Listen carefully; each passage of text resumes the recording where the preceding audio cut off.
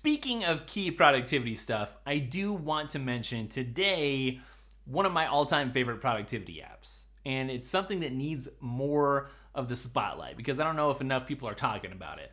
I use Trello, I use reminders, I use all kinds of apps that are reliant, but one of the things I cannot live without these days is MindNode, which is a mind mapping app. And I actually just did a collaboration with Canoopsy over on his channel. It's coming out sometime in the next couple of days. So by the time this is out, you can probably look it up, of the best apps for the iPad Pro. And I was talking about MindNode over there. So make sure to go watch it. So a mind map is really simple. You can do it by hand, actually. You could just like pick a topic and let's call it Apple Watch. Write it out, put a circle around it or a square, and draw some arms coming off of it.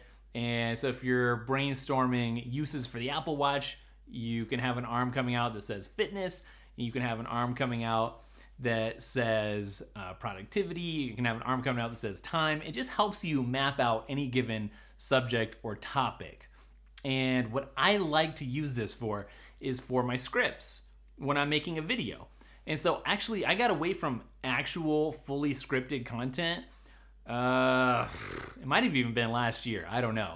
It was just taking up too much of my time, and maybe people notice even in the videos, the feel and the flow kind of changed up. And that's because I switched from scripting to just kind of having it's almost like an outline, but it's a mind map. And I go through that, have it on my iPad right here off camera, and I can see almost like bullet points, a topic, and just whatever comes to my mind, I'll talk about it.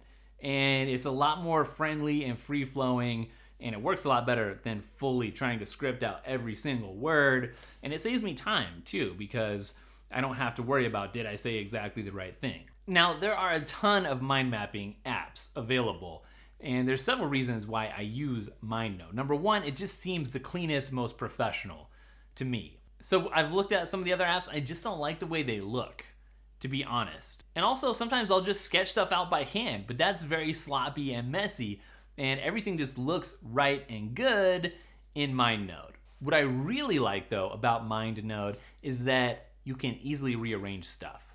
So sometimes I'll come up with a script, quote unquote script, even though it's not a script, for a video, and I'll have all these topics with stuff shooting out of them and stuff shooting out of those things, and then I realize the thing I put down here in position number 8, well, it might make more sense to put up here closer at position 3 or something because it's more interesting. And so I can easily take it and move it, and it rearranges everything, and it's no sweat. I didn't have to copy and paste or anything like that. Or if there's a branch that would belong better somewhere else, I can just tap it and drag it somewhere and it will change its place. It's so convenient. And then there's all these extra things that you can do. You can add a note to something if you need to dive deeper, but you don't want to see it there, or you can collapse a node. So if you just want to save some space, but you don't want to get rid of that information, collapse that node, and then you can expand it again later. It works cross-platform, which is great.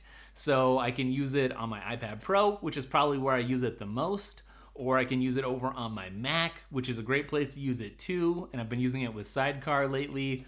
Or I can even use it on, of course, my phone. I use it there, but on the Apple Watch. I can get my mind maps on my Apple Watch with MindNode, and I can't get that anywhere else. The last thing that I really love about MindNode is the quick input. So if you just want to get some stuff out of your head really fast and then mess around with positioning and afterthoughts later, you can hit the little lightning icon, which is great. It makes sense because it's lightning quick, and just kind of quickly outline stuff and drop a bunch of stuff in and indent it. You don't have to really worry about it. Just get it out, get it down, and then it will take that outline and just poof, turn it into a mind map that you can then rearrange and work your magic on. So if you're a visual person, if you think visually like I tend to do, then I highly recommend checking this out on whatever platform you're on.